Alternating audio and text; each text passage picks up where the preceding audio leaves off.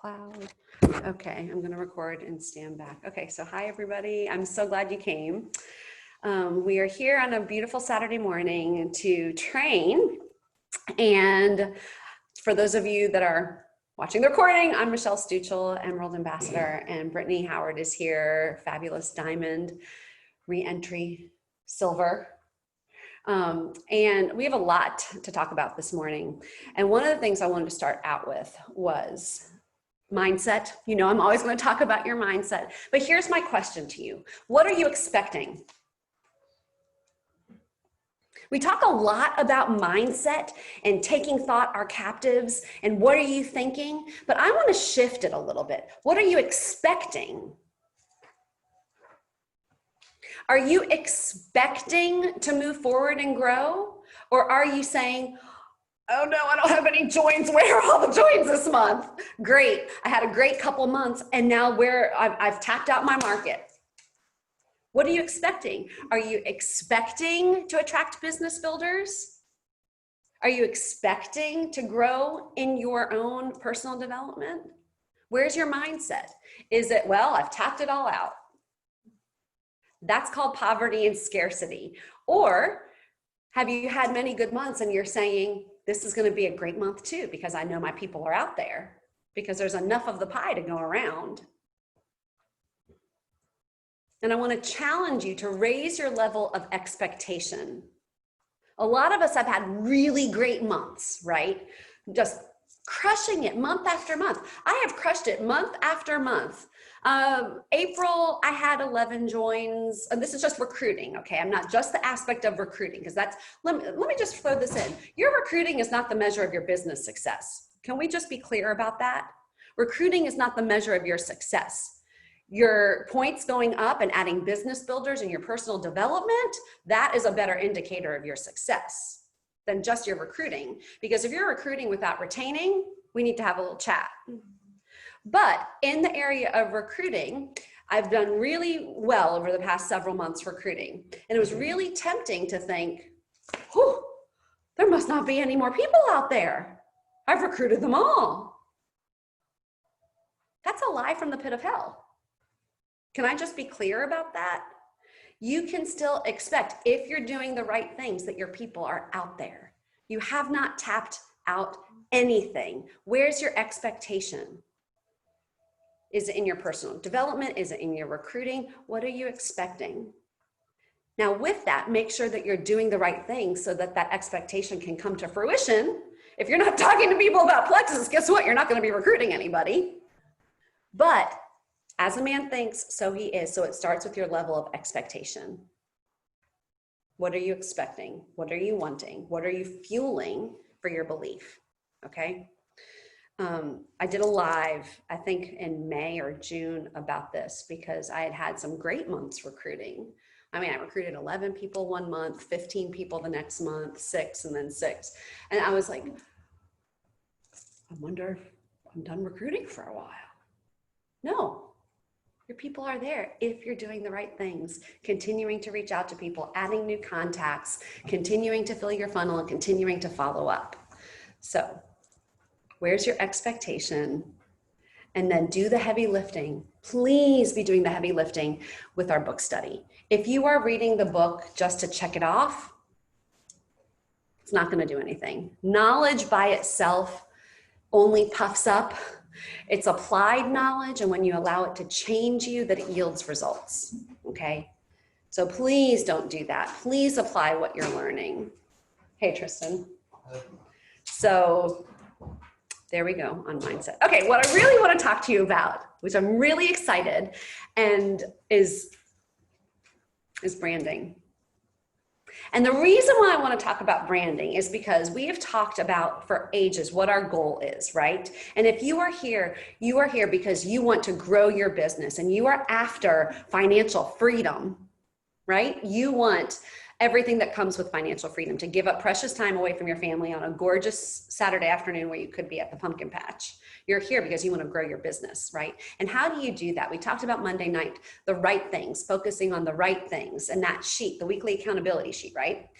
And your goal is not just to have a welcome pack business. Your goal is to attract and attracting leaders and developing business builders, right? That is what you want. Everybody needs the products, but you are looking for 3 to 5 business builders, leaders, influencers that will link arms with you and run, okay? That's what you want. But it starts with who you're attracting. And that starts with your brand. And that's why this is so important. Now, what's your brand? Let's just define our terms, okay? Your brand, Bob Heilig said this, how you market your values and skills. How you market your value and skills. I'm just going to say it this way. Your brand is you. In this business, you are your storefront. People need the products, but they buy in to the leader. They buy in and follow you. You are your brand. If you want to know what branding is, look in the mirror. And so who you are is what you're going to project. And again, I cannot underestimate this. People will follow, they will follow you if they buy into you. You are your brand, okay? They need our products, but they join you. People join people. There's a reason why people join Kathy and Ed and not the person down the street. There's a reason why people join Charity and not the other girl with Plexus, right? So let's talk about what that means, because we are our storefront, right? Not a graphic from corporate, not a post that you've copied and pasted. People are joining you. So that doesn't just mean on social media, that means in everything that you're doing, right? And again, this isn't just about image, this is about who you are and your value and your character. So let's talk about for a second of what we don't want. What is one of the biggest objections people give? A lot of people give me when I'm talking to them about the business is, well, I don't want to be that person. What do they mean when they say that person? Salesy. What else? Pushy. Bugging people. Fake. I heard this week. We went to coffee with a friend yesterday, and she said, I don't want to be that person that when I call, all they want to talk about is Plexus, right? We all get that. So what do we want to be? A friend. Genuine. Sincere and honest. We want to be a person of influence that's adding value to people's lives. That's what we want.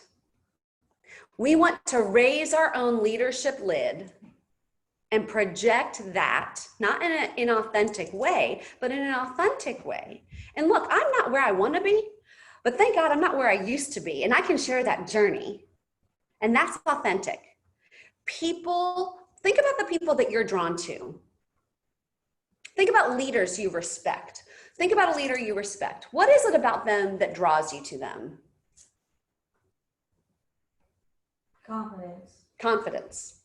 Their honesty. Honesty. Even if it's hard. Yeah, even if it's hard. When playing off that, when they're vulnerable. Vulnerability. So Yes. I love that. They're humble. Humble. Style. Yeah. Their influence. Yes. Why do they have influence? No, I'm asking you. Yeah. Why do they have influence? Because of who they are and who they surround themselves with. That's important. So they have influence because they're working on themselves, because they're investing in themselves. Yes, they're investing in yourselves. And the reason you know that they're investing in yourself is because they're giving out what they're learning. It doesn't matter if you invest in yourself. If you keep it to yourself, who cares? You don't know if they're investing in themselves, but when they're sharing and adding value to others, you follow people that add value to your life.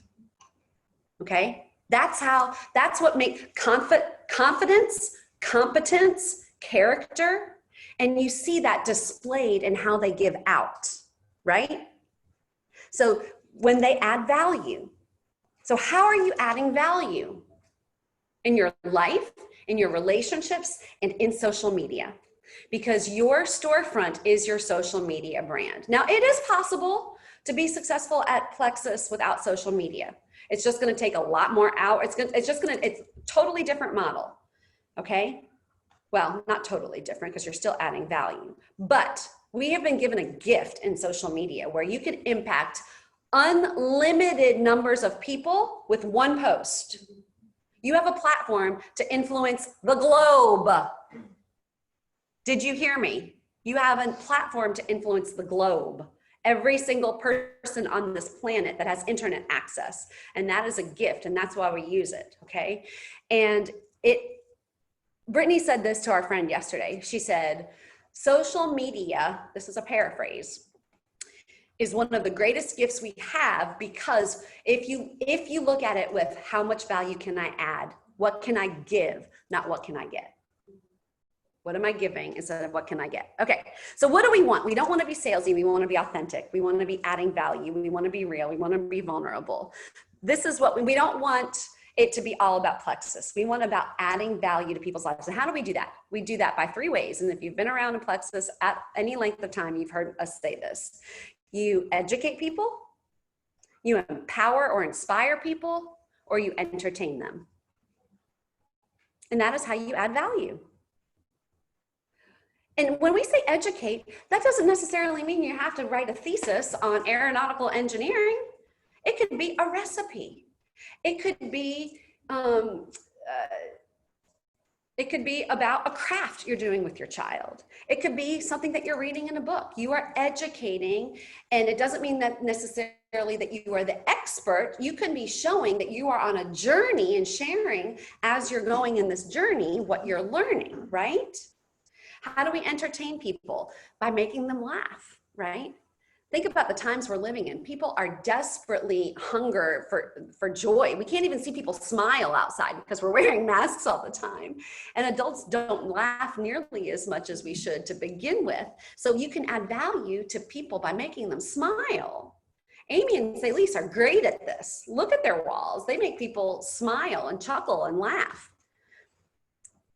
And then empowering and inspiring people, doing that through inspiration, talking about mindset, talking about what the Lord is speaking to you in scriptures, talking about what you're learning, talking about joy, talking about things that feed the soul, right? And empower people, even if it means being vulnerable, like the post I did a couple weeks ago about falling forward. That was me trying to inspire people to keep going, right? And you do that. Now, if your brand is you, and this is how we do it, by educating, empowering, and entertaining. You got to figure out what you are about. Because Emily's wall, we have certain things in common, but we're different. And my brand is not Emily's brand. And Kathy's brand is not Brittany's brand. You have to do the heavy lifting and take time to invest and ask yourselves the hard questions. What are you about? Because people want to see you. Your friends, I read a statistic, like 85% of people on Facebook do it to connect and follow family and friends, okay? They don't want to see Jennifer acting like Emily. They want to see Jennifer acting like Jennifer. They want to know about Jennifer. So what is Jennifer about? So take time to think about, what are like 3 to 5 things that I really love? What am I passionate about? 3 to 5 things. Like if you look at my wall, if you think about me, what am I always talking about? I'm talking about Jesus, mindset, food, and my family. Those are my things. And generally speaking, what I'm posting about falls into one of those categories. You know, family life, food, and Jesus, not necessarily in that order, okay?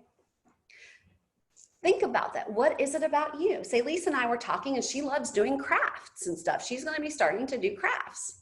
Emily is always posting happy things about sunshine, rainbows, and happy thoughts. That's who she is. She's a light bulb, and her page looks like it. Even her filter looks like a light bulb, right? Every picture is about her brand. Here's the thing. You have to take the time to think about it, because it's not just going to happen. We have 2 great trainings on this in Freedom Team. One is Emily's training on attraction marketing. Attraction marketing.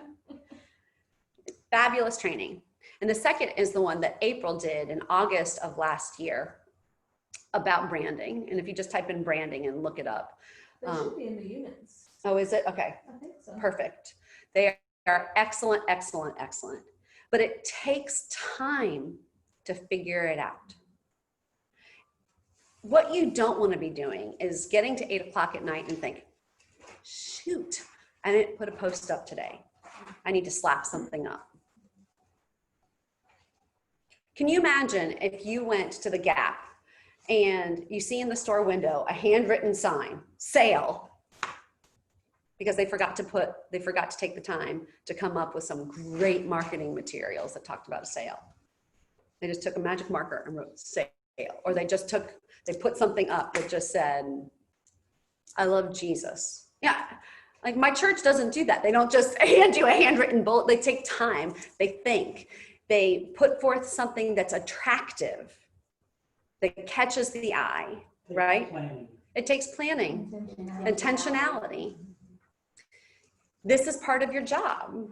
If you want to grow and attract people that are influencers, you have to influence them. And influence doesn't happen by accident.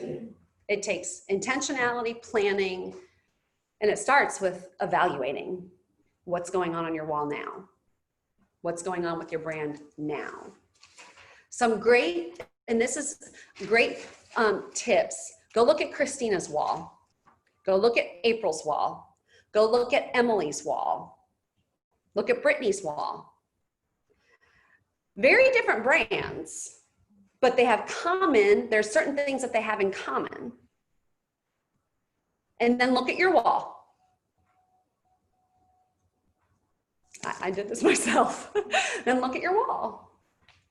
I guarantee you 80% of their wall is not plexus related, 70 to 80%. You are shooting for 70 to 80% being you, not just about plexus.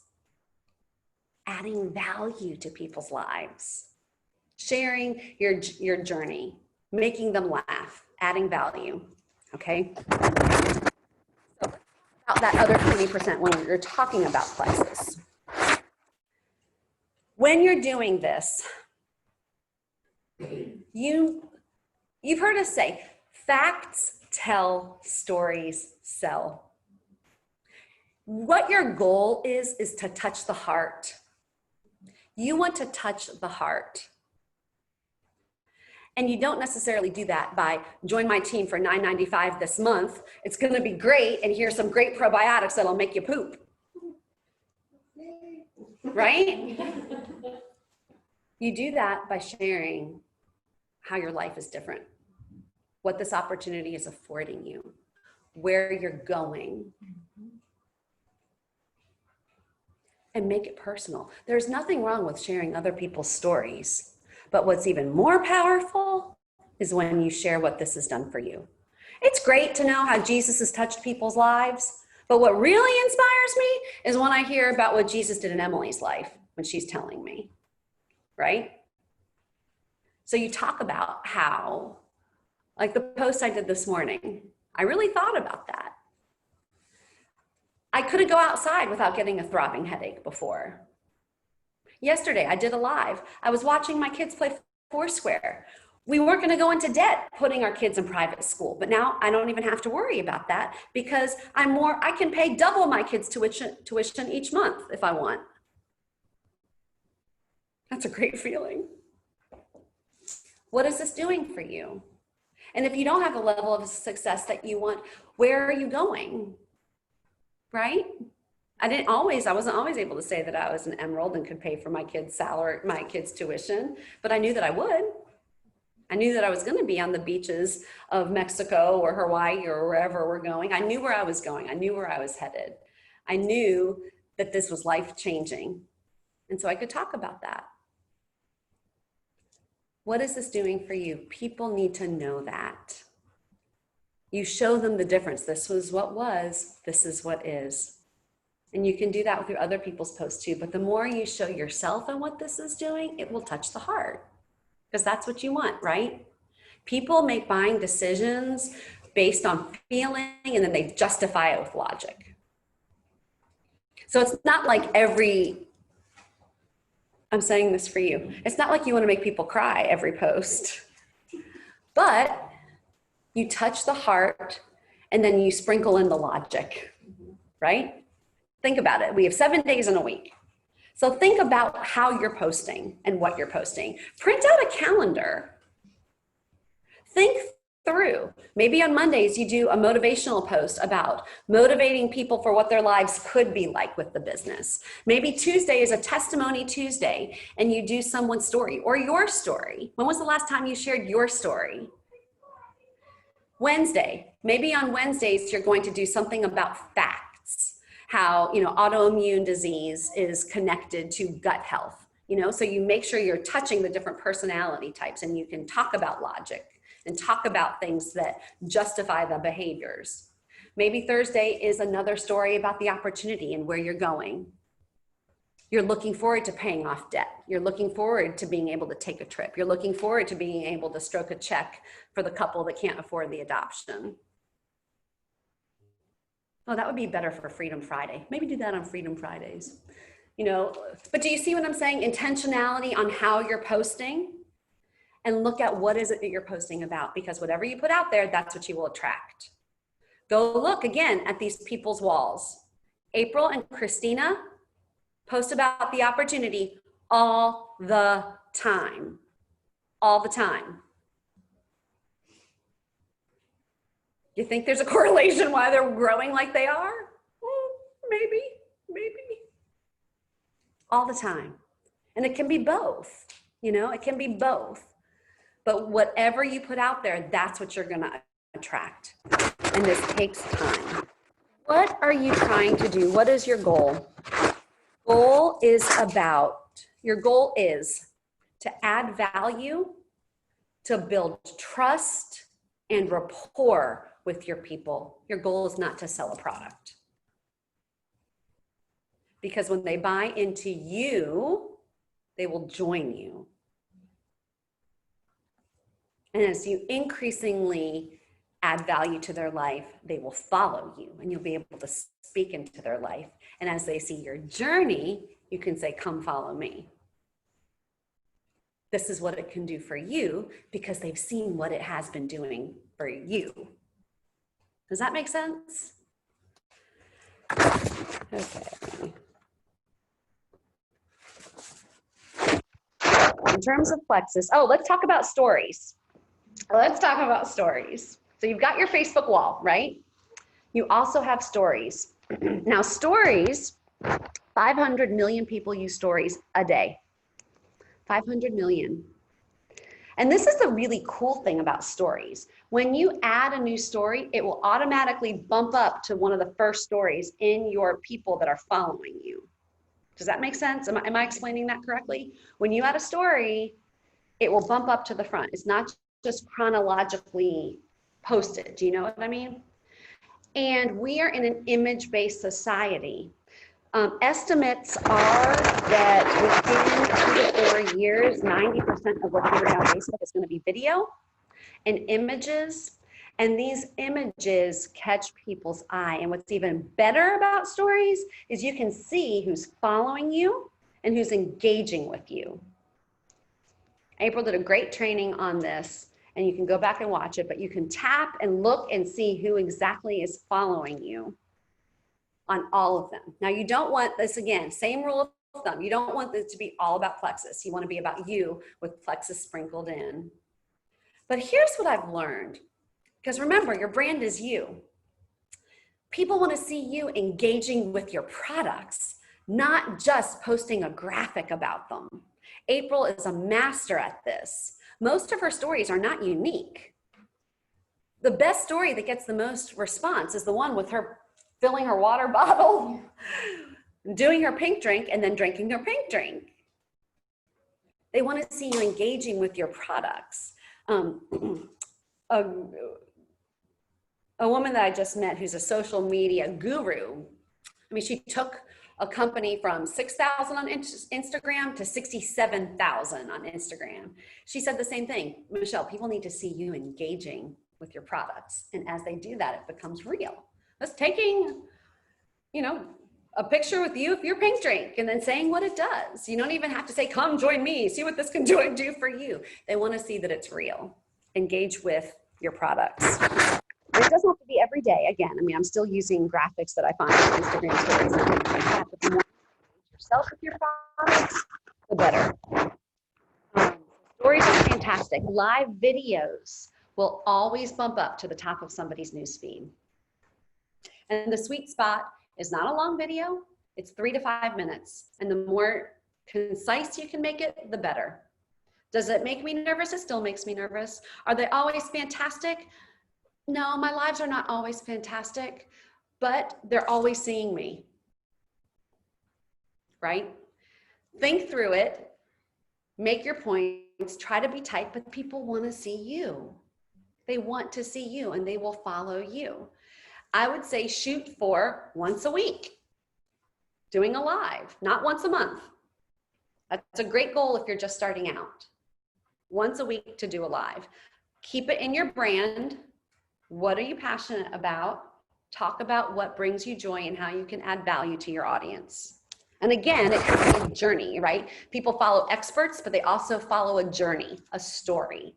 So even if, like, say, I don't sew, say I picked up sewing, I could show how I'm learning about sewing because that can relate to people. Does that make sense? They can follow the journey. You don't always have to be the expert. Okay, so Facebook Lives.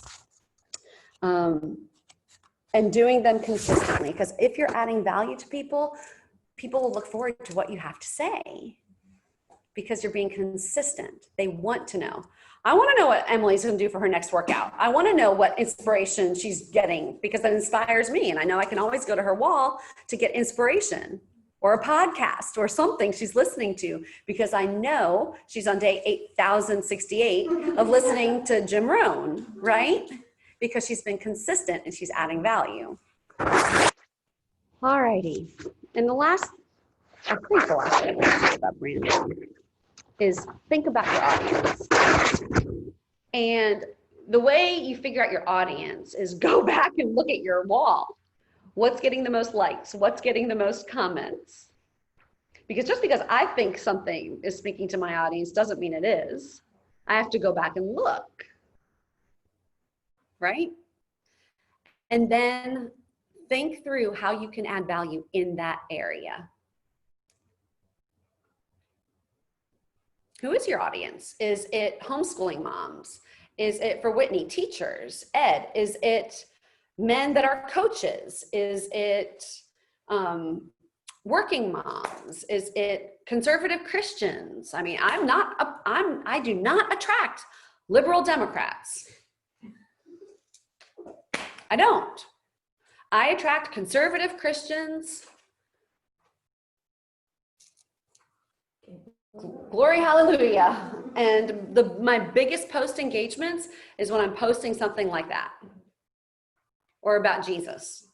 I mean, some of my posts, I mean, that's who I attract and that's where I get the most engagement. Post more of that. Whatever you're getting the most hits on, and then think through how you can add value to that audience, okay? And then engage. You want to engage your audience. Once a week, have a question. Do something that will engage people and elicit a response, a call to action. Like I think I did this yesterday. It didn't exactly go the way I thought it was going to go, but I did get a lot of engagement. I mean, it's something that we're thinking about because both parents are older. Neither one, they're both sets of in-laws are high risk. So we're not going to see either set for COVID. So I just posted the question, you're not going to see family. What do you do? And then the funny thing was a lot of people were like, screw it, go see family. I'm like, that's not the point. That's not what they want. But it did get a lot of people talking. I actually purposely didn't post because I was like, cartwheels. That's right. That's right. Anyway, this is being recorded, so that's all I'll say about that. But engage with your people because my people have very strong opinions about this. What can you draw out? Brittany's great at this. She's fantastic about this. I am going to use that question. What do you value more, freedom or security? Go look at Brittany's wall. She posts fabulous questions and engages people. Now, sometimes the engagement questions are just silly that I've used, like, which nail polish should I use? It draws people out. But they're, you know, my audience is primarily women and people have an opinion. But it causes them to interact with you instead of just being plastic. Engage with them. Let's see. I think that's it. So here's the deal. Take some time to think. You have to take some time to think. Is that magic to your ears when I say that? Yes. I'm learning.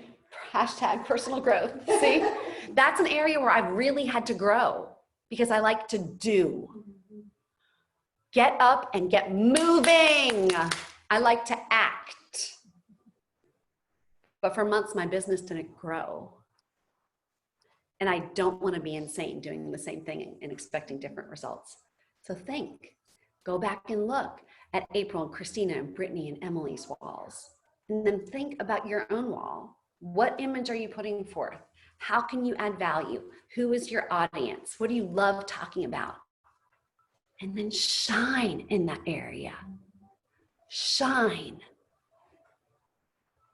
Really, because you can. And then guess what? The people that you want to attract are going to start coming to you. And then you can develop those very people into your runners. Because the more you grow yourself, the more you're going to attract those influencers. And that's what I have about branding. Alrighty, that was so helpful.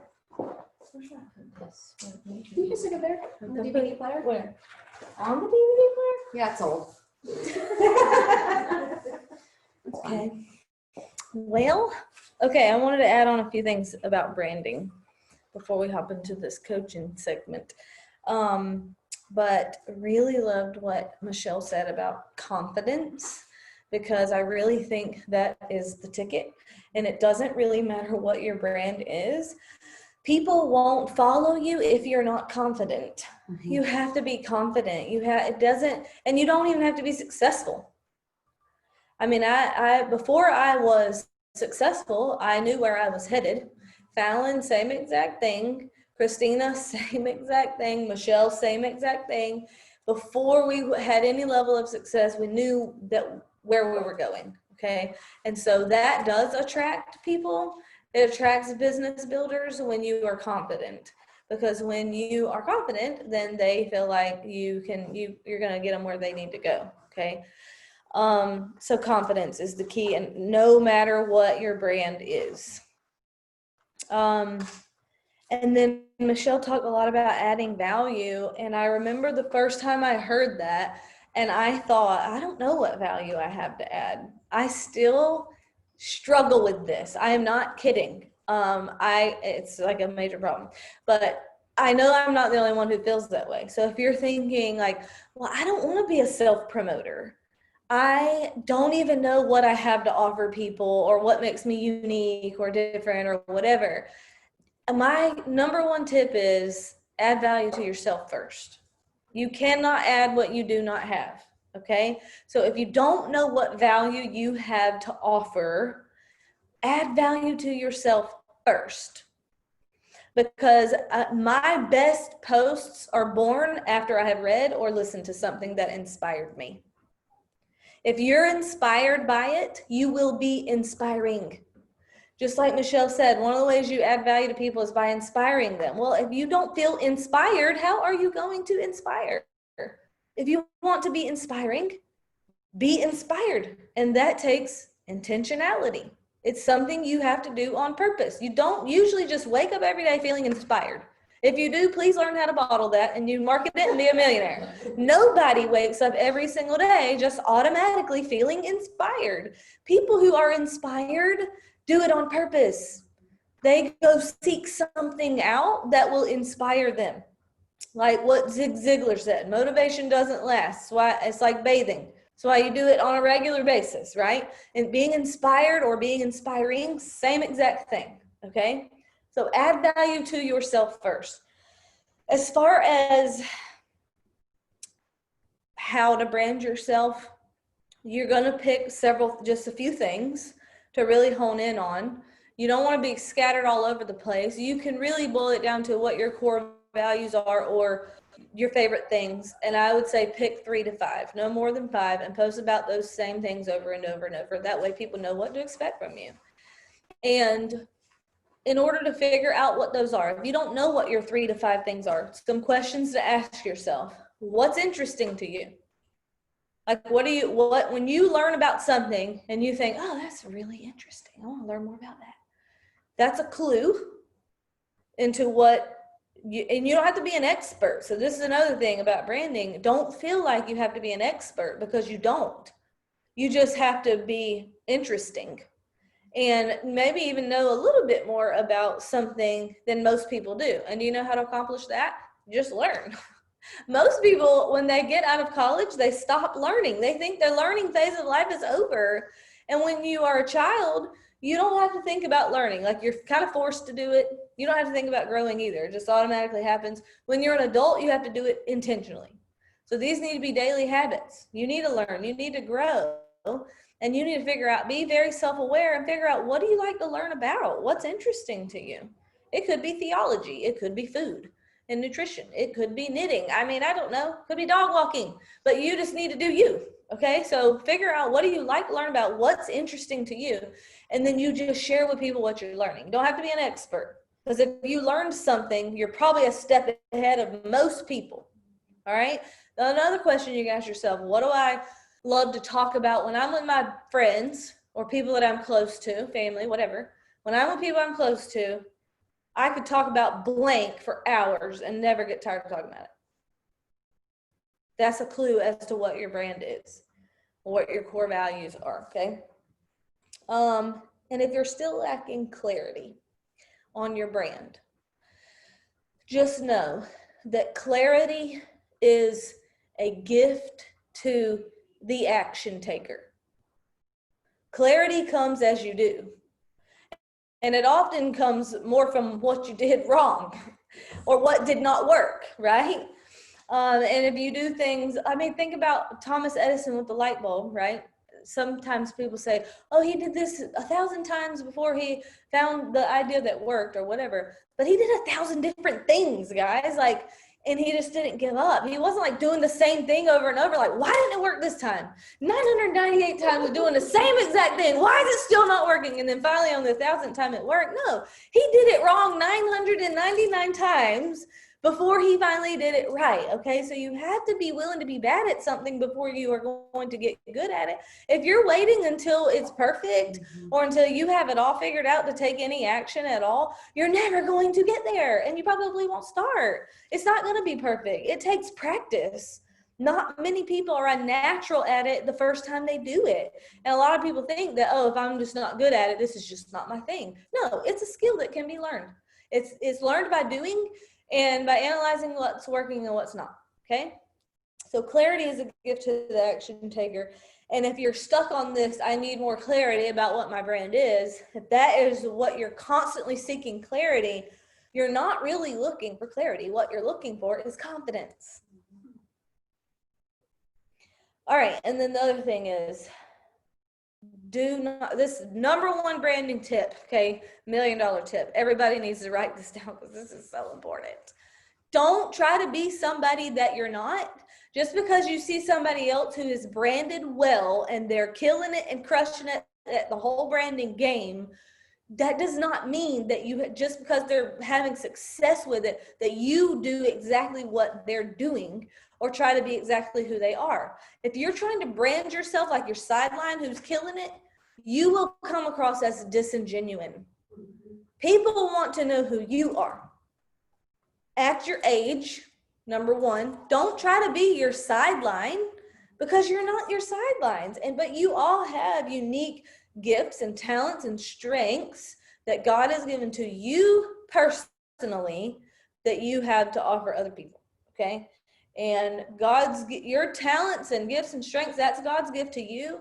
How you serve others with those gifts is your gift back to God. And you need to be self-aware.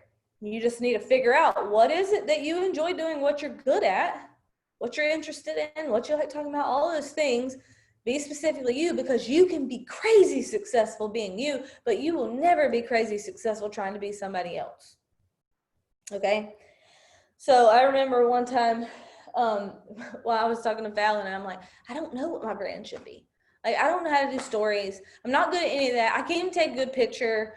Like all the excuses, right? And all the limiting beliefs in my mind. And she's like, okay, go look at Marianne Anderson on Instagram. Just do what she's doing. And I went and watched her stories, and I'm like, I quit. I cannot be Marianne Anderson. Like, I love Marianne Anderson, but I'm not her. Like, I'm literally the polar opposite of her. She's like sunshiny and bubbly, and I'm over here like thinking and like, I don't know, thinking. And so anyways, I was just like, I can't do that. Like, I literally felt like I could not do it.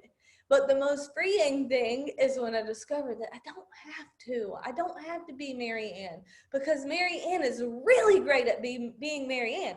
I'm only good at being me. Okay. And I have to be okay with who God made me to be. I would love to be Bridget Ryan or Rebecca Folks. They're like Barbie-like, and like they have blonde hair, and they're like beautiful and bubbly, and like they're fun, and like they're all, I don't know, they're just totally different personality to me. I can look at them all day long and think, I wish I was like that, but I'm not. But that doesn't mean I don't have gifts to offer people, right? I have to figure out how God made me and what I have to offer people, because there are things about me that they probably do wish they had more of. Right? And so you're going to be the same way. So don't try to be somebody. Don't try to be your upline. I can't even post like Fallon. Fallon's great at what she does, but I'm not Fallon. So when I figured that out, I felt free. So I don't know if any of y'all struggle with that, but anyway, just want to share that. And then let me see if I have anything else.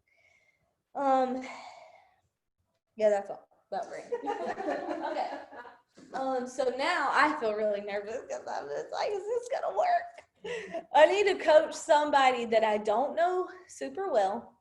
Like, it can't be Emily or Michelle, because we go real deep, and I know they don't want to go that deep. They all let me cry.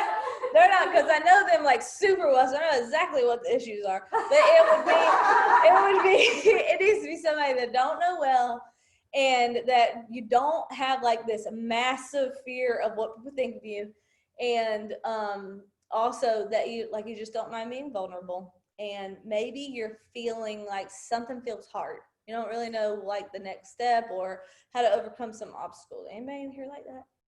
Whitney? I was hoping it was going to be Whitney. Oh, Ed too? Okay. Do we have time for two? What time we do this to?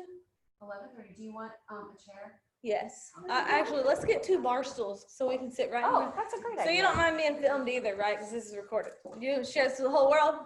Well, Okay. now that you said no. All right, well, we'll start with Whitney, and then we'll go to Ed. Hopefully we have time to do both. Thank you. All right.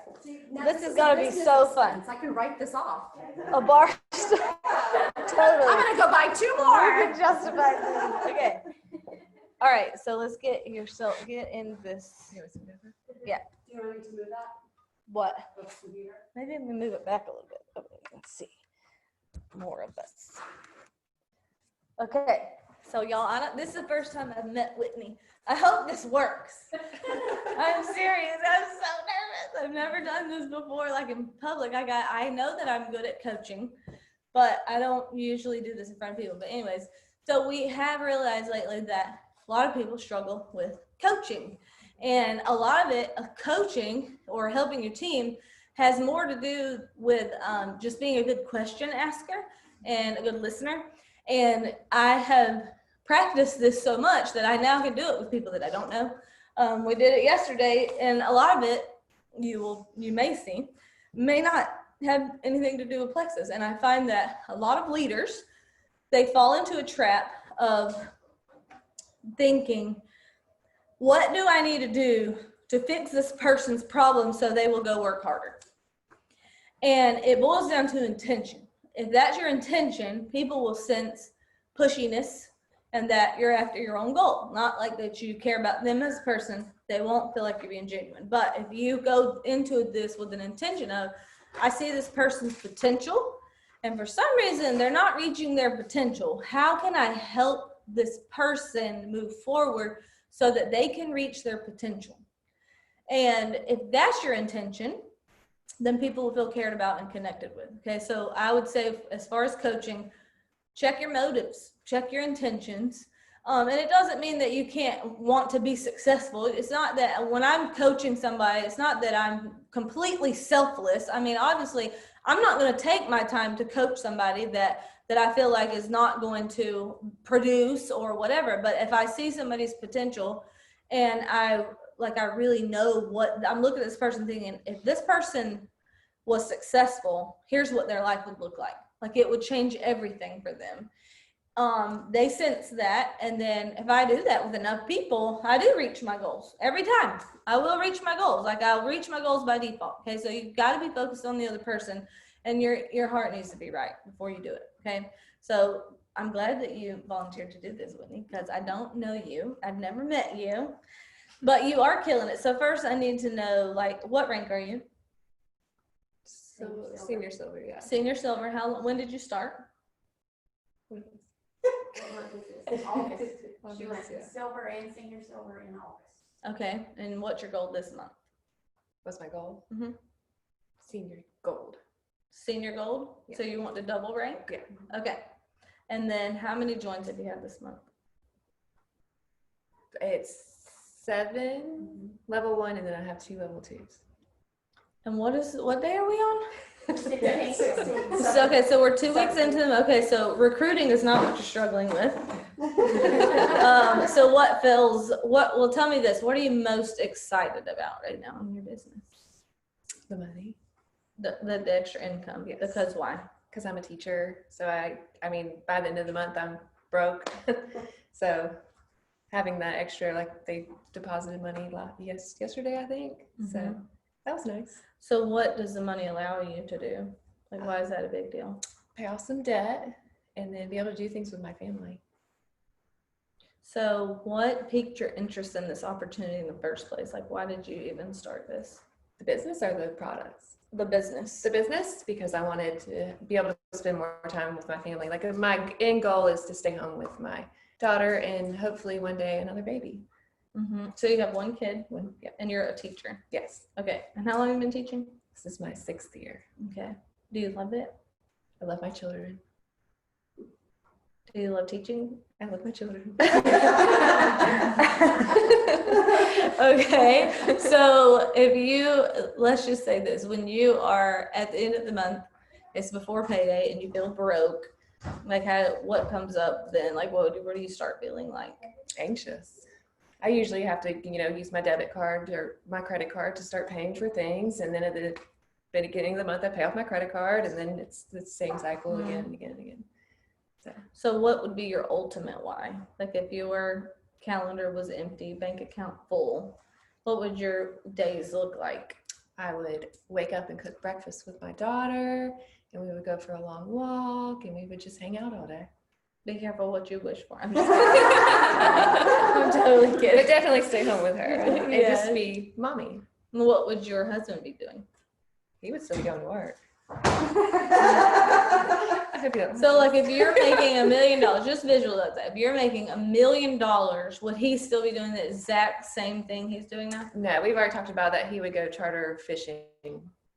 He would enjoy his life more. He Yeah. would have more Yeah. leisure time. He would still work because we're created for work, right? Work is a good thing. Work was around before sin. Yes. So we are designed to work. Work is a good thing, and I agree with that.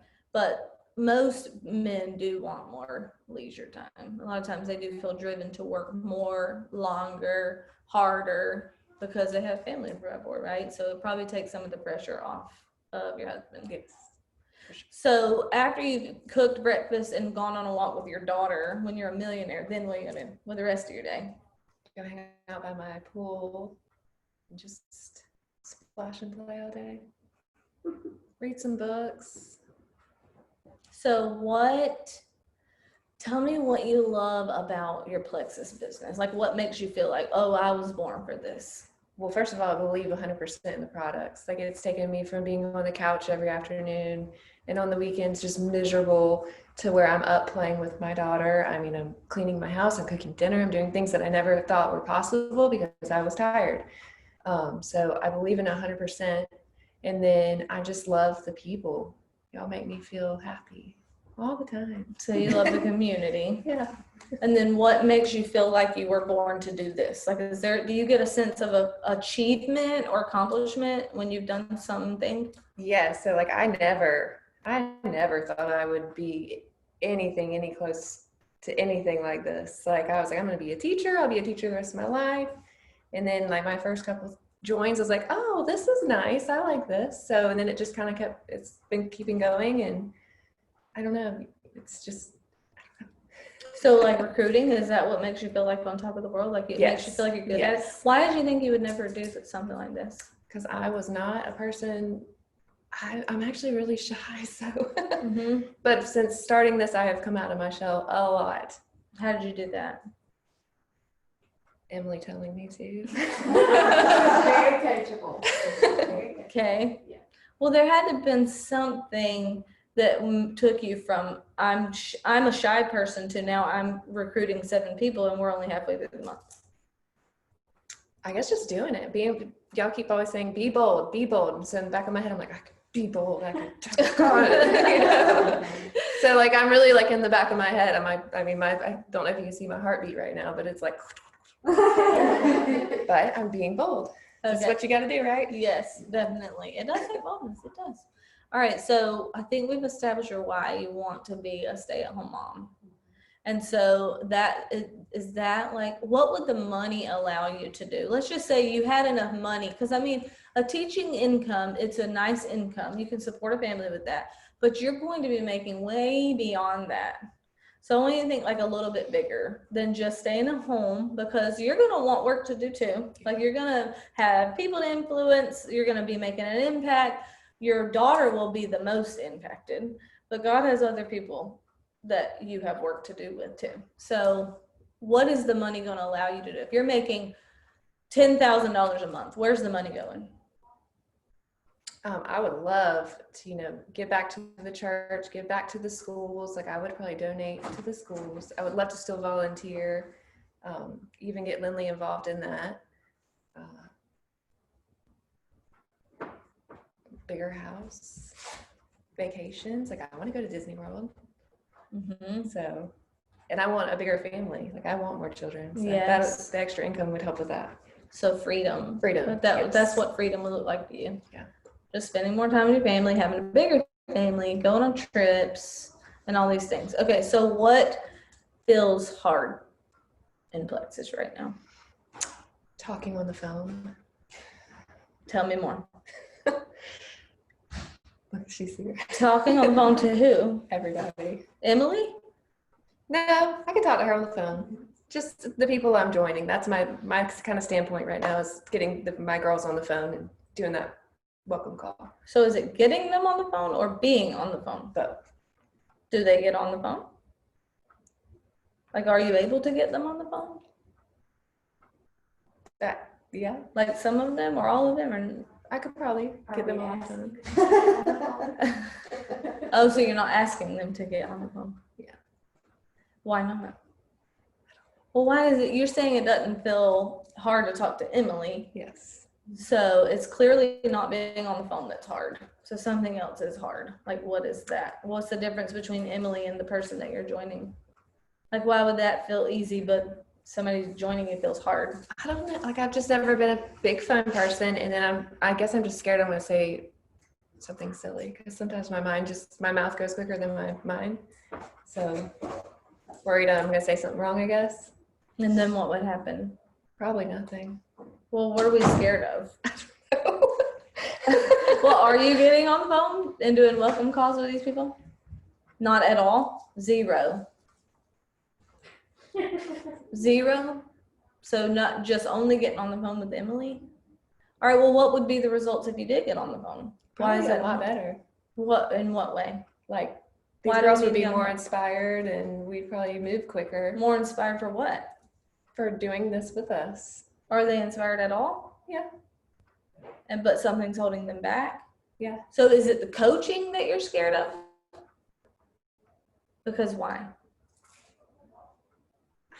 Because you don't know what to say? Or? Yes. Yeah. Okay. So what did Emily say to you that inspired you and made you think you could do this? You're shy. So she said something right, Be bold. And you can do this. but something made you want to be bold. She just told me, she said, you can do this, and here's what you need to do, and you can, she always says, you can do this. So she built your belief. She did. Well, so most of the time when something's holding them back in their business or holding them back from taking action in their business, it's almost always not a skill set issue. It's not like, I don't think what you're afraid of is being able to teach them how to do it, because you're doing it, right? And also you are a teacher by trade, right? So if you're doing something, then you can clearly teach other people how to do it. So you're worried about being able to build their belief. Do you look at these people and see them as diamonds? Mhm. So you believe in them, but you're feeling like you don't know how to communicate that belief to them. But Emily communicated that belief to you, though. Yes. It's just by telling you like things you needed to hear. Okay. So you haven't actually done any welcome calls. So what is just preventing you? So you don't even know like if you're good at it or not. You just haven't even done it. So something is keeping you from getting on the phone, and it is a belief issue. So what are you believing about yourself? Like before you get to a place where you're like, okay, I need to get on the phone with this person. I need to call them. What comes up in your mind? I just panic. Why? Like, what are you saying to yourself? Like, what if you say the wrong thing? What if you? I mean, are you going to call them like fat or something? Like, I don't know. What would be the wrong thing? To me, that would be the worst thing I could say. Like, accidentally say, "How far along are you?" and them not be pregnant. But that's not the case. What are you afraid of? Like, what is the worst that could happen? I have no idea. And then with my daughter being at home, and I'm like, she's gonna run in the room and go, "Mom, I pooped," or just something off the wall, or have a meltdown, or. So it sounds like to me, it's not really what you're believing about them that's the problem. It's what you're believing about yourself. Yes, for sure. So what are you believing about yourself? Do you see yourself as a diamond? Like, do you really visualize Whitney Purvis, Diamond Ambassador with Plexus Worldwide? Do you really visualize that? Like, can you believe that title? Yes. Okay, so what are you thinking they're going to think about you? Who would know? Who can I ask? You're thinking something about what they're going to think about you. So what are you worried that they're going to think? I really don't know. I don't know. I'm gonna start doing it. Okay. Let's start. Let me know how it goes Monday. Or today. Who are you starting with? Who are you going to call first? My friend Bree. Okay, and what are you going to say? Don't call her fat. It's gonna be the first thing I'm gonna say. I'm so nervous. Hi Bree, how's it going? And she's already on the products. Is Yes. this somebody working or not? Yes, she's my work bestie. Okay, so maybe the fear is you don't know what to say. Yeah. So maybe what you should do is get them on a 3-way call with Emily so that you can learn what to say by listening to her do it, because she's obviously very good at it. She got a shy person to recruit 7 people halfway through the month, okay? So she's clearly good at what she's doing, and she's inspired you some way, somehow. It's probably because she's practiced and also because she's learned. And how did you learn how to execute a 3-way call? There's a diamond I know that I've listened to for years.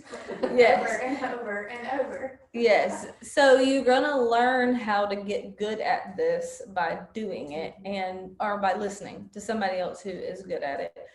And it's just like branding. Like, you have to be willing to be bad at it before you get good at it.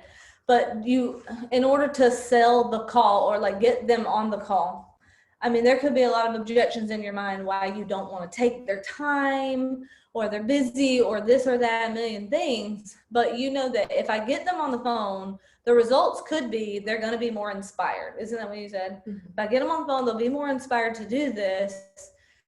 But I'm not getting them on the phone because I don't know what to say. So the solution would be get them on the phone with Emily, and you basically just have to sell Emily. So you would say, hey, Bree, I know you're on your products, you're loving your products. If this is just a product user, not a business builder, but if it's somebody just for the products, I would say, I want you to get the best results on these products. And my friend Emily is she's super knowledgeable about the products, and she's going to help me make sure you get the best results. And like, you just list what you know they're looking for. Like, she's going to ensure that you're getting exactly the results you're looking for. And I get to learn by listening to her. And so she's just going to give me more support. You will love her. Here's all the reasons why you will love Emily, because she is like so encouraging, so inspiring, and she's going to help me make sure you're getting good results, because these people are paying a lot of money for their products, right? They're wanting results. And so you would basically sell Emily, and that takes the pressure off of you to be an expert. You don't have to think of anything to say or self-promote. Like, you just have to basically promote Emily, and then your job is just to connect. I mean, who's going to say no to that? Taking 15 minutes to get on the phone with somebody who's going to help them get the most out of the money that they spent, and encourage them and inspire them. I mean, I would not say, no, I'm not doing that. I don't have 15 minutes for that, right? So that is what you need to do. You need to get them on 3-way calls with Emily. After you hear her say this, literally the same thing 20 times, you're going to be an expert at it. And then you're going to have a team, people who are bringing you people to do 3-way calls with. By that time, you'll know exactly what to say, because you will have heard it over and over and over. So don't try to promote yourself. Like, it's not all about you.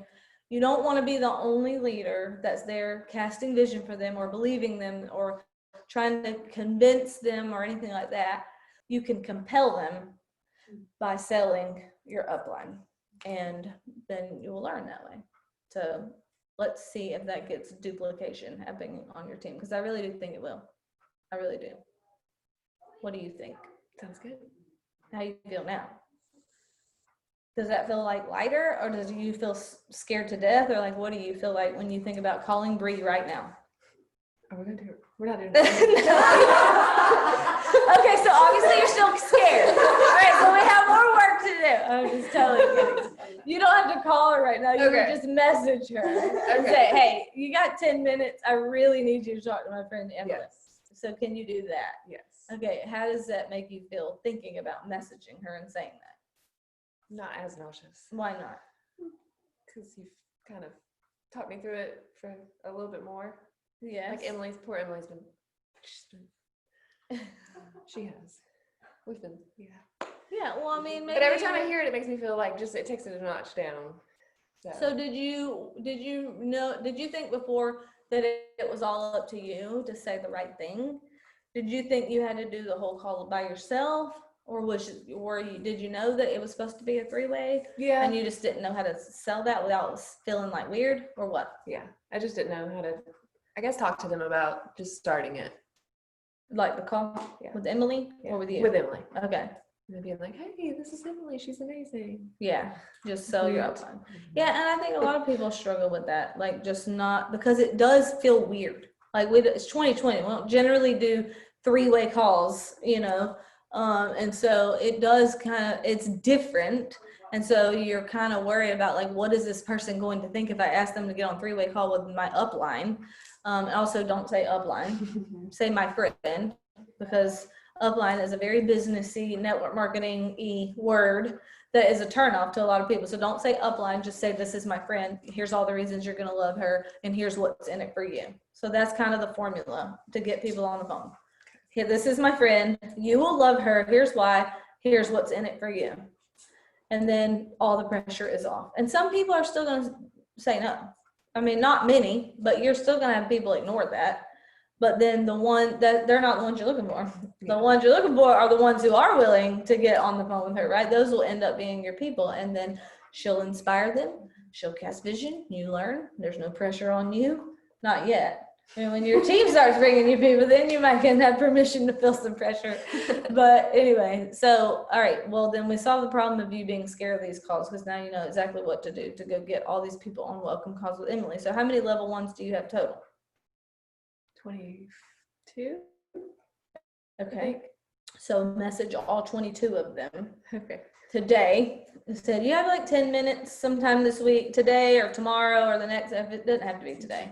But I mean, make that your goal over the next week to just message all of them and ask them if they have a few minutes to hop on the phone, sell Emily up the formula that I just gave you. And then you probably will go senior goal very quickly if you do that. If you get all these people on the phone and you get a lot of people inspired, then like when one person starts working the business because they are so inspired, what happens is you get really inspired and excited and you become more confident. And then you'll realize, oh, this is working. And and I didn't die. And so then I can do more of that, and it brings more momentum and more. And like the more excited you become, the more contagious you become. And it all starts with you selling Emily on a freeway call. The end. Diamond. Yes. All right. Okay. Well, thank you for getting on the hot seat. Was that helpful to you? Yes. Okay. Thank you for being vulnerable. No, now she's gonna go senior gold and Ruby and beyond because she's about to grow a team. I'm so excited. No, I really am. Because I think she's gonna like grow very quickly if she does that, if she's willing to do that. And I can tell your heart's in the right place too, Whitney, because you care about people and you don't want to bug people. I can tell that. And you're willing to get out of your comfort zone. So these are all signs of growth and of a leader. So you're headed places, and I'm excited for you. And I'm excited for you, Emily. Yeah, I'm excited for me too. All right, Ed, come on up. After that,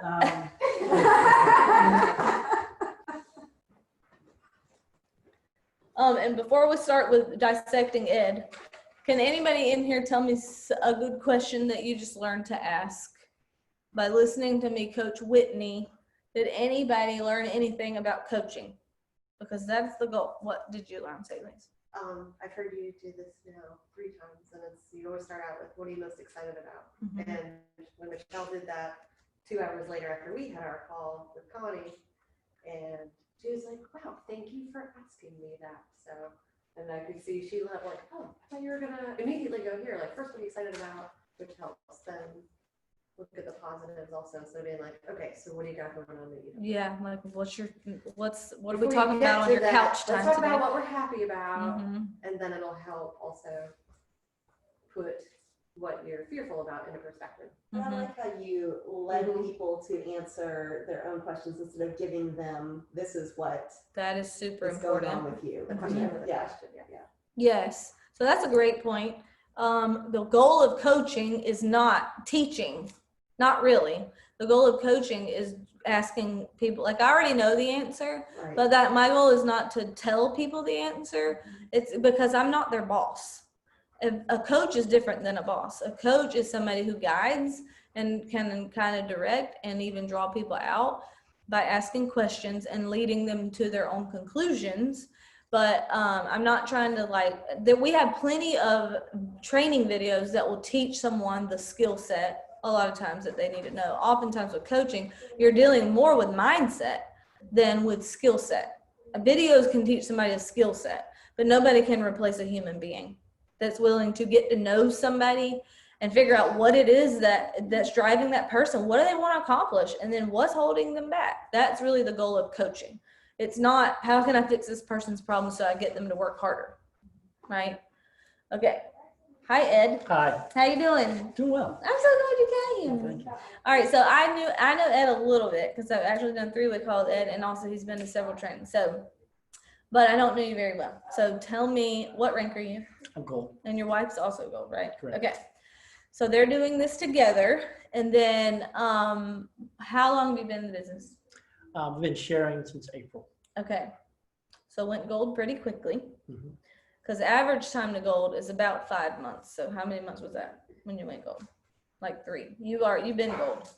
Yeah, I've been gold. I went pretty quick, but I have stayed gold. Okay, good. Alrighty. Well, yes, good and not good. Well, I mean, it's good that you stayed gold. That means you have residual income, right? Right. And it means you have stability. Right. So that's good. So what is the goal then? Well, the goal is we have some major income that we have to replace because we have two businesses that we run. One is a ministry that I'm a part of, but we have to raise our own support. And the other is an event that we run, and both of them have to do with gathering people. And so the bottom dropped out on both of those. And so we have the end of the income from those is fastly approaching. So the goal is to replace that income in the short term and then freedom beyond that. Interesting. Okay. All right. So what excites you right now in your business? Is there anything that makes you feel very Well, excited? I'm excited about my health. That's a real plus. So that is really Plexus has redefined what healthy is for me. So I'm really excited about that. I'm excited about telling people about the products. I have no problem getting on the phone and talking to people.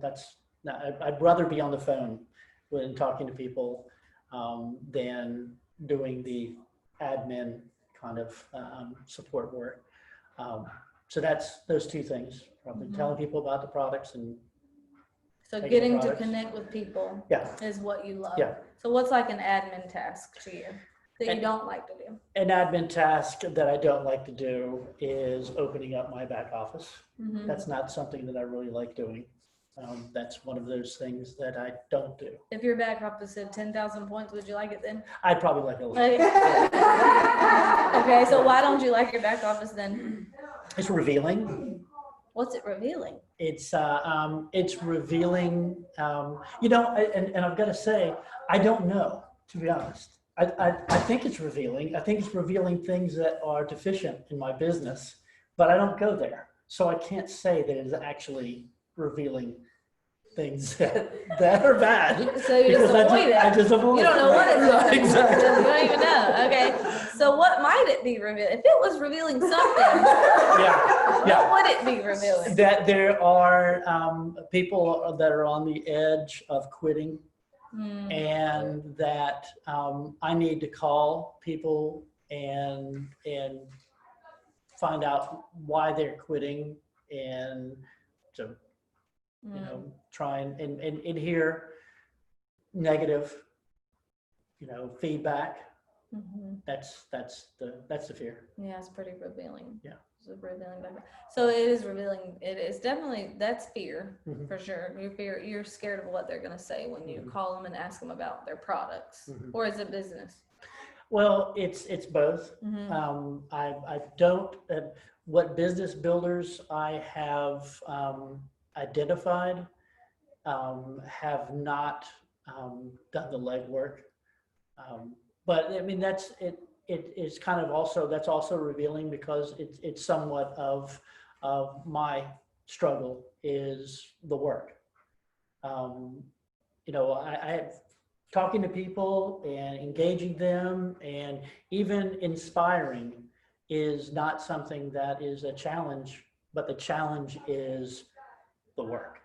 What's the work? Well, that is work. It is work. Everything you just but- said you like, but that is work. that's not work to me. Right, I got you. the- You enjoy that. Right. The Mhm. the other part of the retention portion of it, and just walking through people that aren't doing what they're supposed to, and it's I think that's the work that Okay. it's a little bit more challenging for me. Have you had a negative experience that has created this fear? Like, have you called somebody about their products and they said, well, I don't really notice anything, or like given you some negative feedback? Where's the fear? I've had a few that have given me that, and for the most part, those have been the ones that when I have followed up with them to find out how they're doing, their answers are very coy. They don't give a lot of detail with how they're doing, and so that they eventually just fall off. And Okay.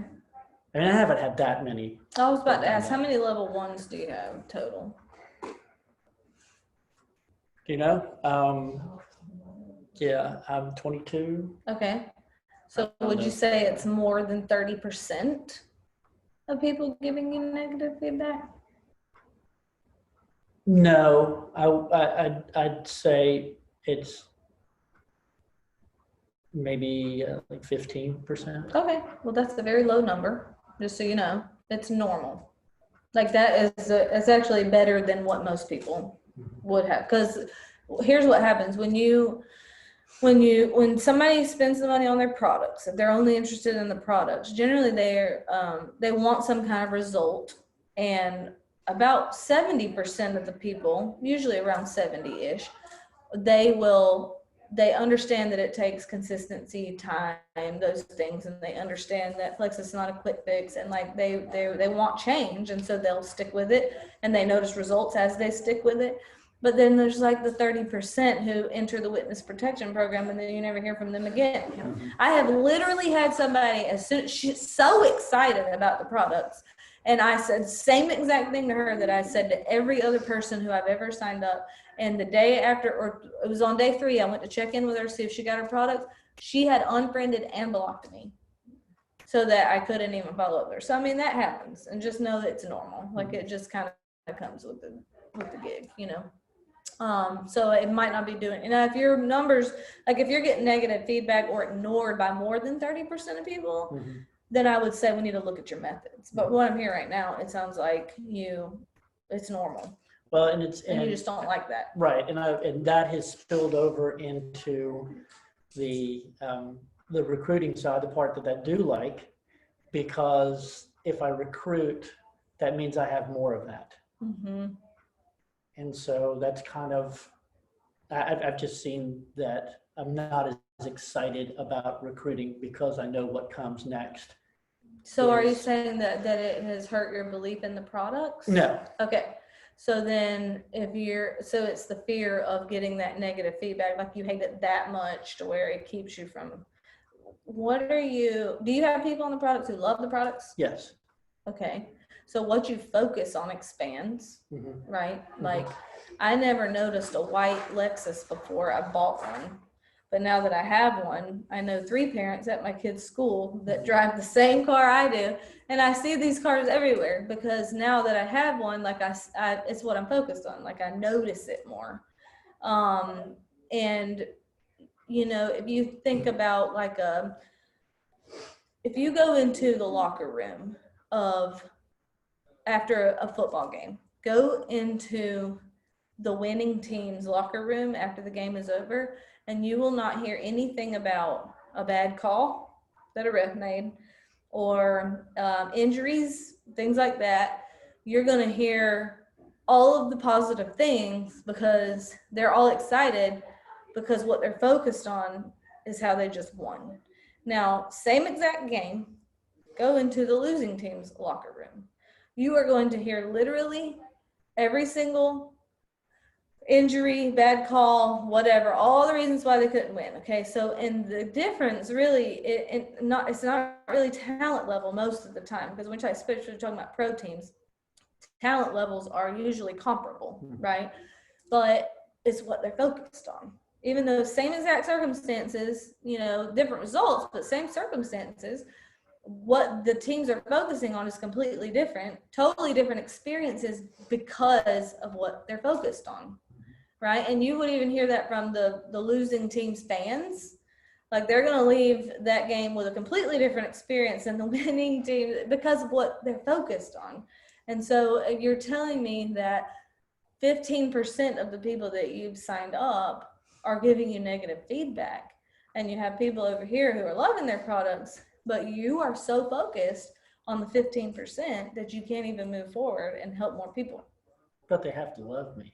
What do you mean? No, I'm just joking. So are you saying it's like fear of what they're going to think of you? Right. So is it a fear of rejection? I think that's part of it. That part of it also is I've brought them into this. You feel responsible. They've come because of my integrity, because of my influence, and now I feel like I've let them down. Because they didn't love their products. Yeah. I understand that. I can relate to that actually, because I had all of those same feelings. And here's what I found.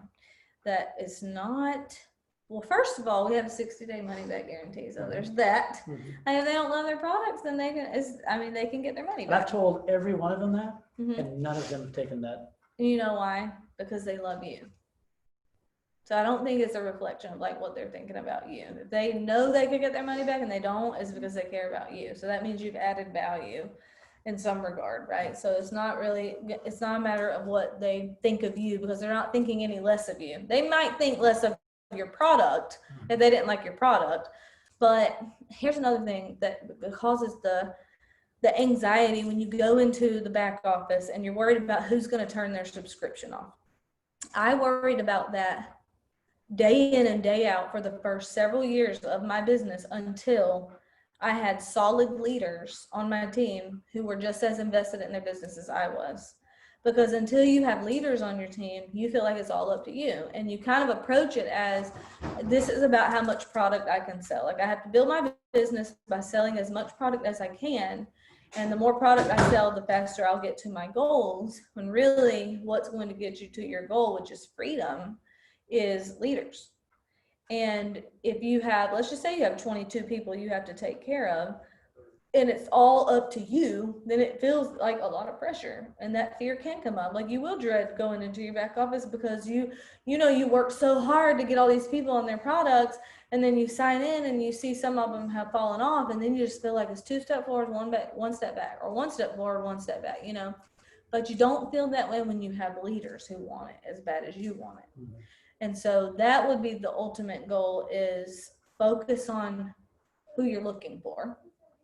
And then also it's a choice when you're thinking about selling products to people. You have some people who are really loving it. And so you just have to decide, am I going to focus on the people who really love it and whose lives have been changed by these products, yours included. I mean, you said you're excited to help people with that. But you just have to know not everybody is going to be hungry for change. And it doesn't have anything to do with you. It just doesn't. I mean, my dad is a type 2 diabetic. He was since he was 30 years old. I mean, he eats really bad.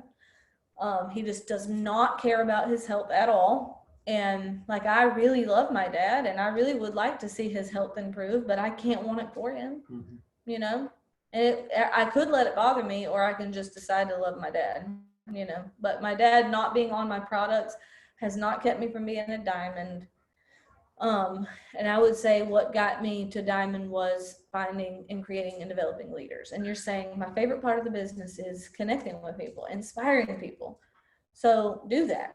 But you're saying this fear is because of what you're focused on. The fear of this 15% over here, what they're going to say, what they're going to think of me, is keeping you from being a blessing to a lot of people. Apply that to your ministry. I mean, what if you had the same, like you were focused on the 15% negative rather than the 85% positive in your ministry? I mean, how would that transpire? I mean, like, how would that translate? That wouldn't be a ministry. Yeah. The 15% is what you're, not the 15% that are rejecting, but the 15% there's the percentage that's going to be coming.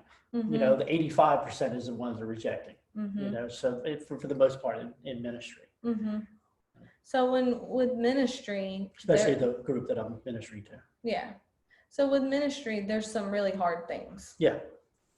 But you're saying it doesn't keep you from doing ministry. No, I think there's another part of it that I was talking to Michelle about this last week, that what I do with ministry, I do sports ministry. Mm-hmm. I have fun.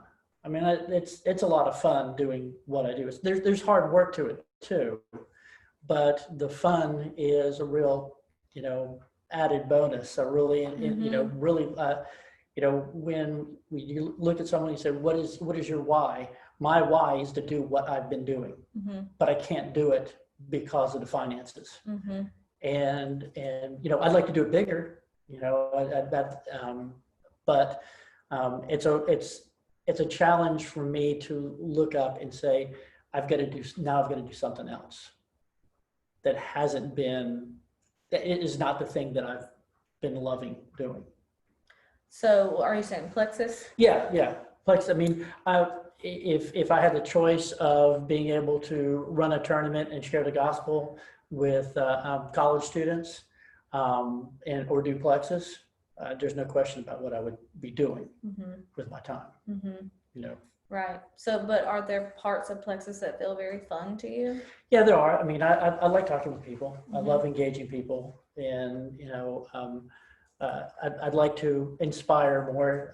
I haven't gotten to that stage yet where I'm really inspiring people. I've got people that say they want to do things, but inspiring means that you're going to move them to action, not to words. And I haven't gotten to that level yet. Okay. So that comes from belief. It comes from vision. So I'm thinking about how you said if you had you had a choice, you'd be doing sports ministry, and Mhm. there's parts of it that feel very fun, but there's also parts that are very hard. Mhm. Okay. So everybody has a why Mhm. with why they start network marketing. Not many people think I was born to do network marketing. Mhm. Like it's not usually somebody's first choice. It's usually a means to an end. Mhm. Because it can bring in a lot of income if you do it correctly, right? And if you're good at it and you can get good at it. And I think it's going to boil down. When I started network marketing, it was not my first choice. Not because I just thought, oh, that looks like fun, I'll go do network marketing, and be a salesperson or whatever. I started because I wanted to be a real estate investor. But what do you have to be a real estate investor? Money, Yeah. right? And so that's what I had zero of, but I had plenty of time. Mhm. So I decided to learn skills, and I decided to make myself profitable in this way by learning skills. And what I have found along the way is that there's no way I would not do this. There's no way I would not do it because it's what I'm focused. What I'm focused on in my business is doing exactly what I'm doing right now. Mhm. I'm not recruiting anybody for the products right in this moment, but I am helping a lot of people. And a lot of times I do have an opportunity to share the gospel, like a lot of times. And this is the platform that God has given to me to be able to impact and influence others. And it's not anything I would have ever picked for myself or dreamed up for myself. But I do realize it's where God's at. He has me, and so it doesn't mean that I won't ever do anything else. Like I might one day write a book. I might decide to create some digital product at some point. Like I have lots of ideas of things that I could do. I now have options, and it came from the journey. It came from everything I've learned from the journey. And I'm able to enjoy what I do because I don't focus on the parts that I don't like. Because honestly, there's parts of this business that I really don't like.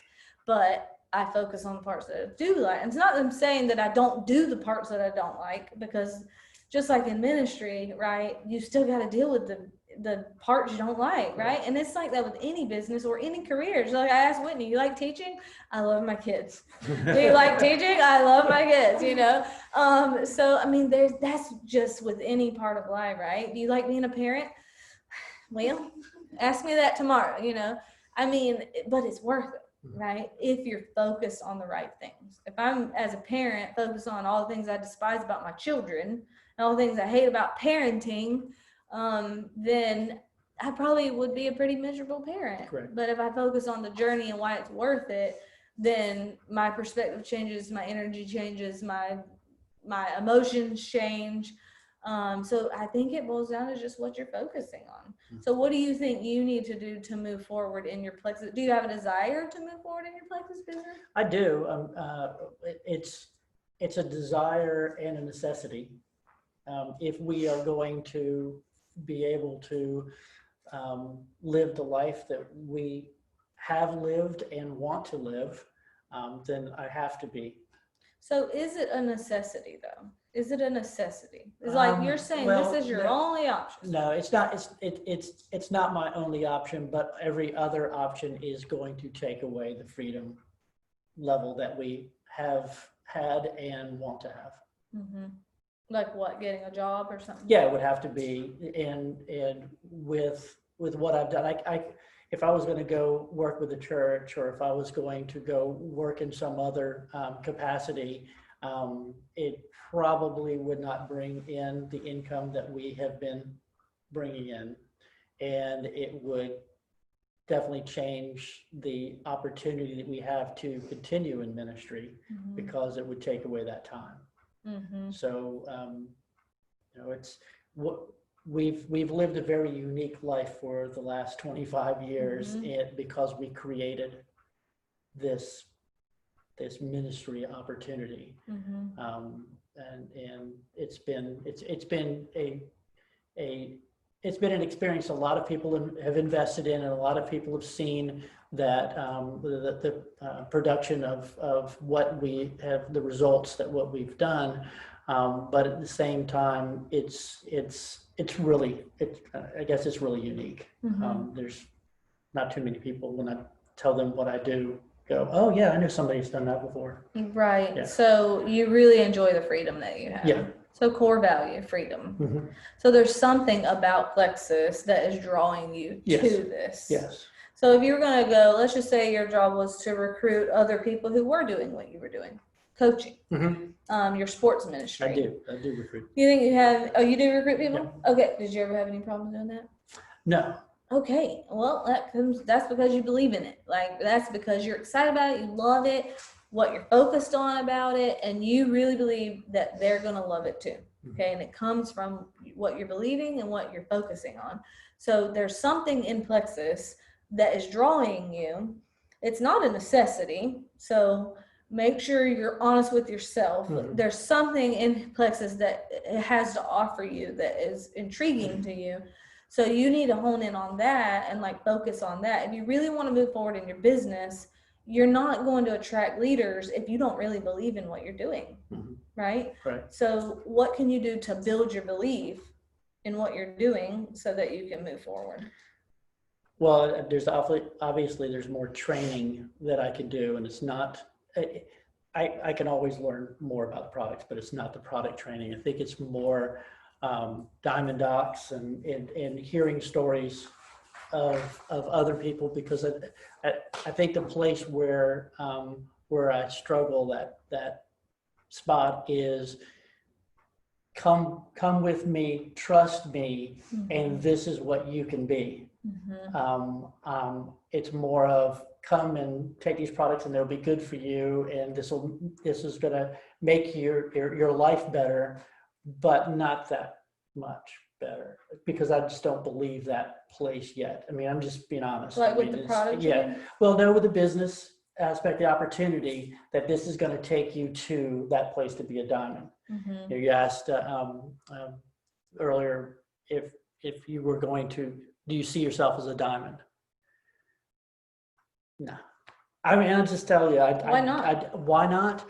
Because I see this as a vehicle to get back to what I love doing, more so than investing, because I know it takes time to do that. And it's going to take, I'm going to have to invest more time in this and not in what I'm doing with ministry. And so I think that place there's a gap there that if I don't see myself there, how am I going to inspire someone else to see themselves? So you're saying you don't really want to be successful at it? I don't. No, I want to be limited successful. I want to be successful enough to be able to do the ministry that I've been doing. So what rank would that need to be? Probably emerald. Okay. So can you see yourself as an emerald? Yeah. Okay. Can you see other people as an emerald? Yeah. Okay. So what do we need to do to move? I need to watch Emerald Docs. All right, well, here's your Emerald Doc. Well, we do have plenty of Emerald success stories, but I think it's really what you're focusing on. I really do think it's what and you have to decide, what are my options here? How bad do I really want this? Like, you got to be honest with yourself about what you really want. So what is that? Like, what are your options? Okay, so what I really want, you asked about my why? Yeah. Okay. Well, I mean, yeah, just ultimately, like, what do you really want out of your business, your finances, your life? Yep. I want to be able to help people discover their true value with in context of the local church, in context of sports and the things that I love, and to be able to relate that to Jesus and what he has to offer them as far as knowing their true value. That's what I want to be able to do. I also, as a father, as a husband, I want to be able to be the type of provider that allows my wife and my kids to be able to recognize that they have opportunities and that they're not limited. So that means education. That means opportunities to be able to do things, experience things. Which all takes money. Yep. All right, so I want to be able to help people recognize their true value. So that sounds like a purpose statement. And it sounds like to me that you find that sports is an avenue for you to do that. It helps me communicate that. Okay. Yeah, just a language. Right. So if your purpose is to help people recognize their true value, do you think that sports is the only way to? No, Okay. obviously not. No. Is there a way you could do that in Plexus? There is. Obviously, with the health aspect of it, we weren't meant to be deficient in the things that God has, provided in our world. He's provided nutrients for us. We're not meant to be deficient in those nutrients. So from a health aspect, that is, it's something that I see that could help them in their value and understanding the value of health. That's certainly, place.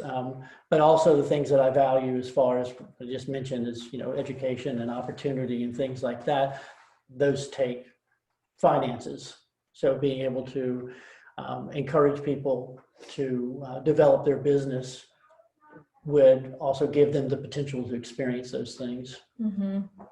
So let me ask you this. When you came to Michelle's this Saturday morning, gave up your Saturday morning, Yes. you were thinking, I'm going to give up my Saturday morning so that I can go to Michelle's and learn how to what?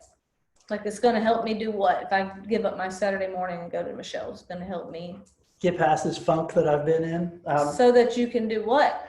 So that I can, I guess move past that place from just being a recruiter to someone that is inspiring people to be business builders. I mean, that's what I hope for. So that you can do what?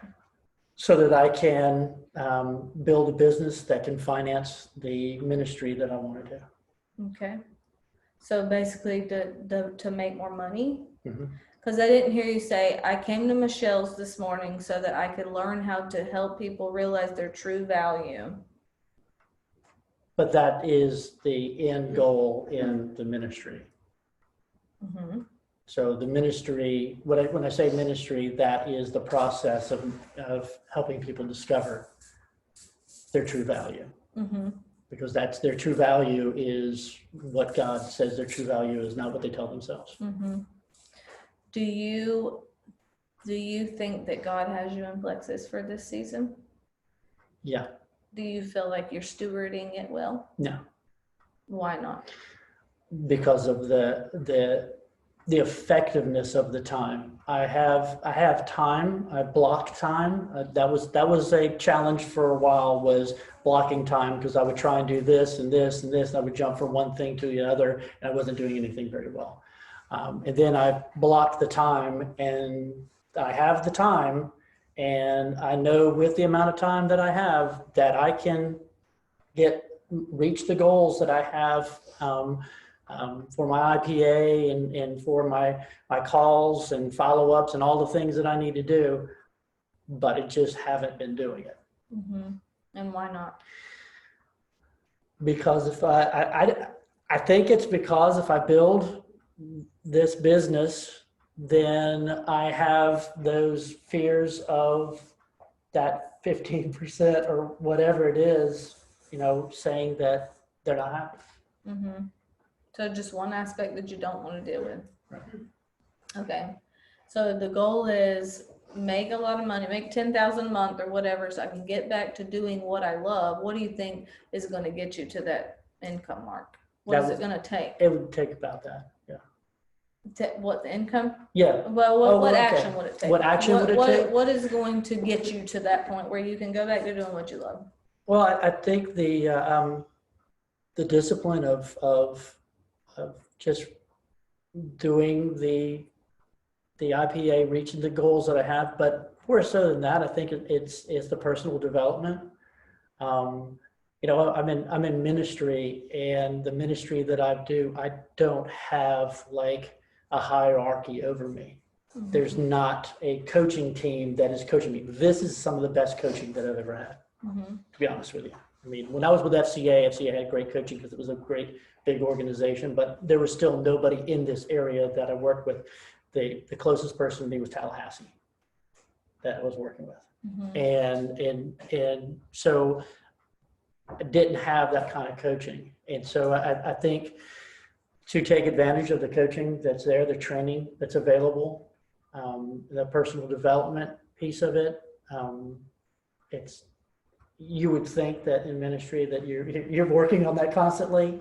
And I think it's partially something that I haven't been, something that I've ignored, and I'm finding that out now. Mm-hmm.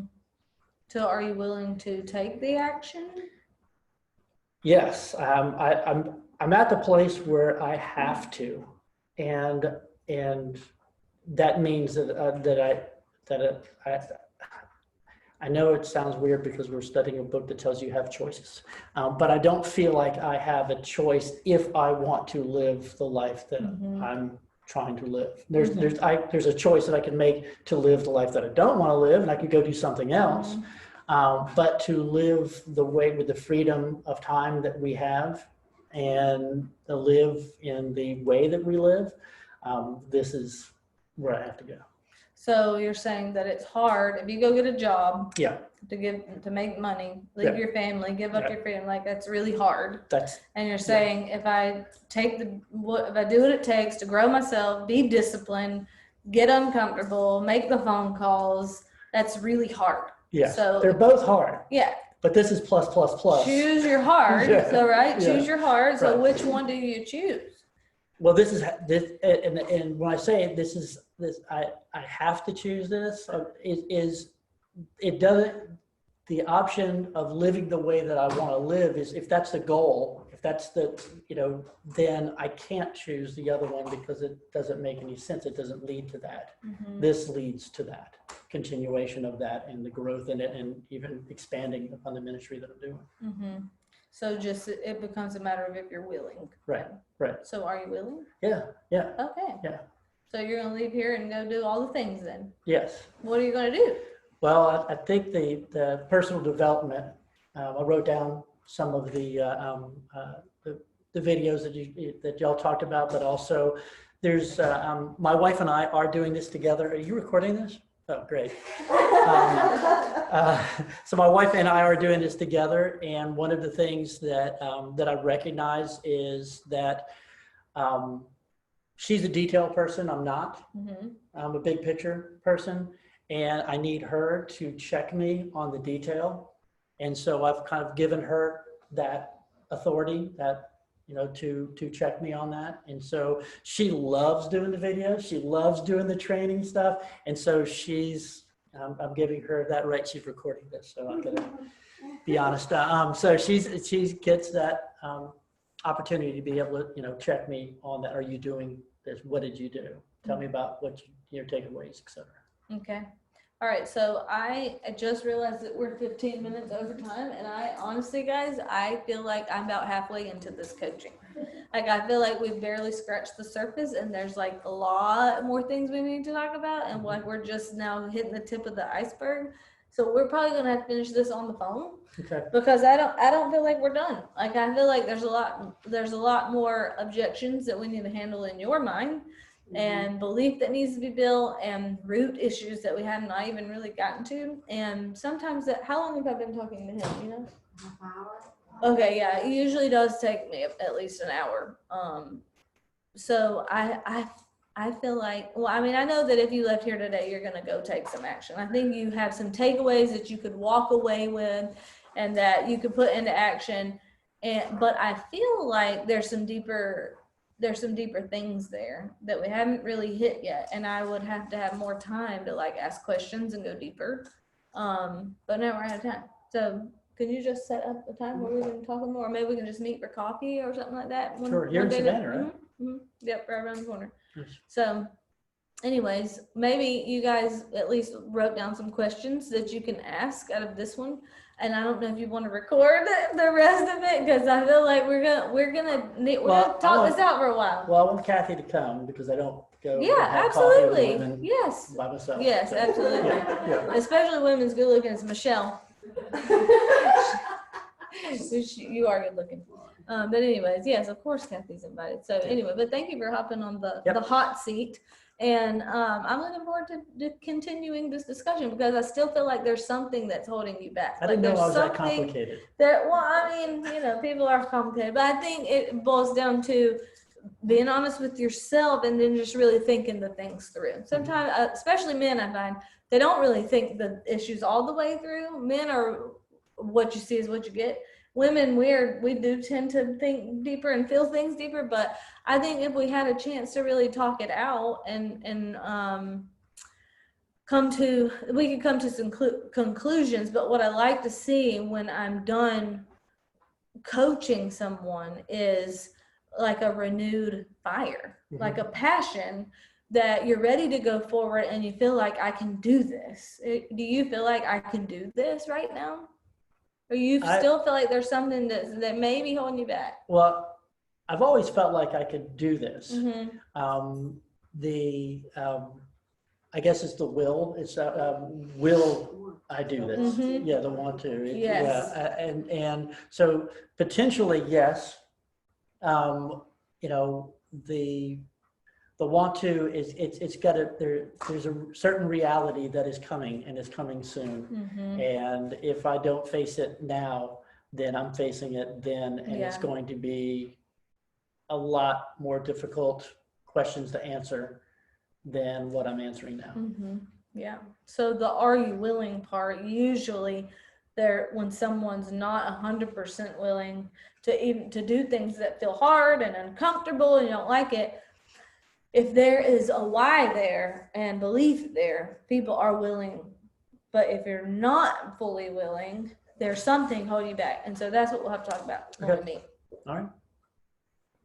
Sounds good. All right. All right. Well, I enjoy talking to you. Well, thank you. All right. I'm going to stop this recording. Anything else? Okay.